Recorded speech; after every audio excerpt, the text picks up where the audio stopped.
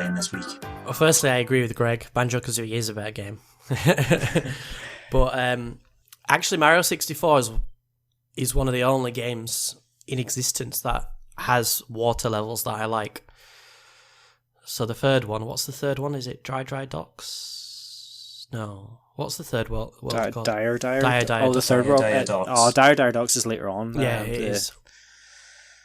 I can't even remember what it's called. But that one, the third one or the second one, whatever it is, and Wet Dry World, two of my favourite Mario worlds, and both of them are on the wall. I know which one you mean. The one with the big eel at the bottom, yeah, with the star. You need the metal Mario to come down. I can't think of the name of the level.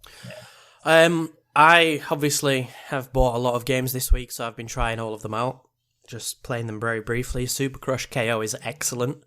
I really like that game. It's got a really nice combo system in it, and there's a lot you can do. They've taken the mechanics from Graceful Explosion Machine and expanded them in a really, really cool way. And it's like the art style, the music, the sounds are very similar, but it's side-scrolling beat 'em up basically, with an emphasis on combos.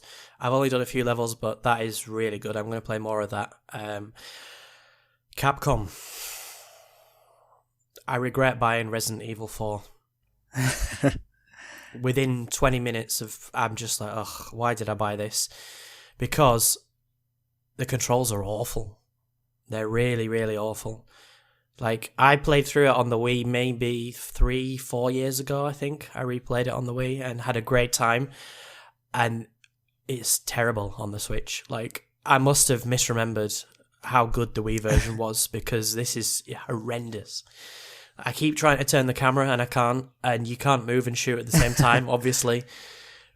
But it feels awful. So yeah, I'm just going to interject there as well, because I have regrets of buying Resident Evil 4 on Switch as well, and it's probably largely down to the controls as well, because I've sort of been feeling recently that like I've been playing Metroid Prime Trilogy on the Wii U, and like the Wii remote controls just feel amazing with that game, and like with Resident Evil 4 they were fantastic as well.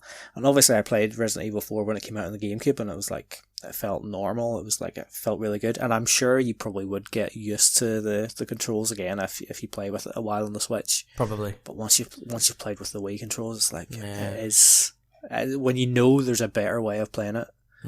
There's no gyro support in this at all, is there? There's not. Oh no. Dear. And it still has like, it's maybe not a huge issue, but there is like an aiming issue where it's like the wee like reticle kind of like moves around a wee bit when you're aiming. And I think that's been a problem in all of the HD versions, and they've never fixed it. It's just the icon. Like, I don't care about icons really, but the icon is really awful. They've just basically taken a picture of the title screen while the logo is loading, so you can kind of half see the logo on the icon. Even like basic things, like every game on the Switch menu has a capital letter, or is in all caps. Like Doom is in all caps, for example. And Resident Evil's all lowercase. It's just laziness, I think. Really, it's just complete laziness. It's like, port it, get it out cheap. And it's just... they had problems on the spines of their games as well for Switch games. They keep on misspelling things on the spines. I think Mega Man Collection had some really fundamental error. To be fair to Capcom, the Mega Man collections are fantastic. They are excellent. But I don't know what the case is with Resident Evil 4, because it just feels really, really half-assed. Really half-assed. I know the icon's not a big deal, but I just don't understand why you wouldn't just take like the GameCube or even the Wii box art and just put that on the as the logo. I don't know. It's weird. Briefly played Okami. Didn't really do much in that. Can't say anything about it. What else? Animal Crossing, obviously, I've talked about. Doom 64 is excellent.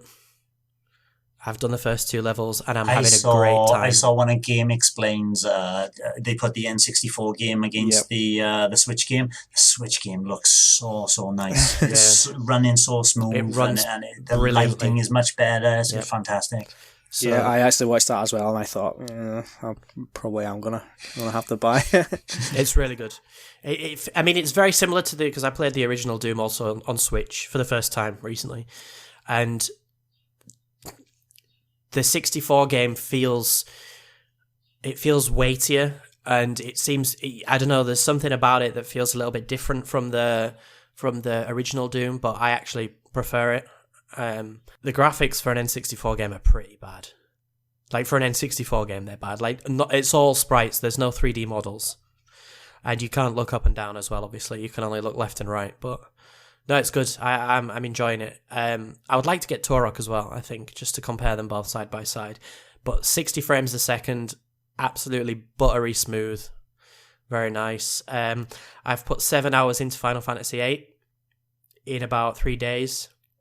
Well, before Animal Crossing came out, and it's just 100% nostalgia for me. I absolutely love that game, and I haven't played it for a very, very, very long time, so it's been really nice to go back through that. Music's fantastic, the characters are fantastic, the battle system is complicated, and when I was younger, when I was like 12, 13 years old, I didn't really understand how it worked, but I was doing it anyway.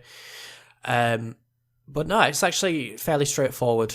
It is needlessly confusing, but once you get your head around it, it's quite straightforward. But it means a lot of fiddling about, which I don't like, and swapping things around.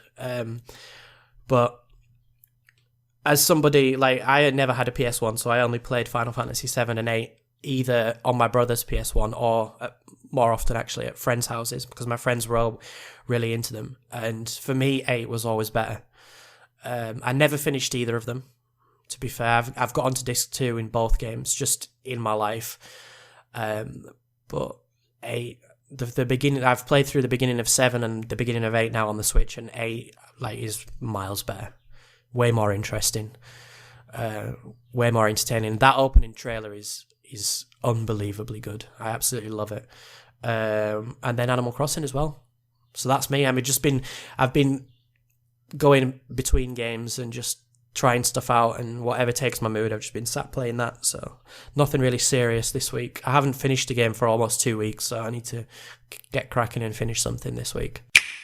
Thanks for watching, and don't forget to hit the subscribe button and give us a like if you've enjoyed our content. You can also check out our other great content on Twitter, Facebook, Instagram, and the N-E Café podcast from all good podcast providers. Just follow the links in the description below.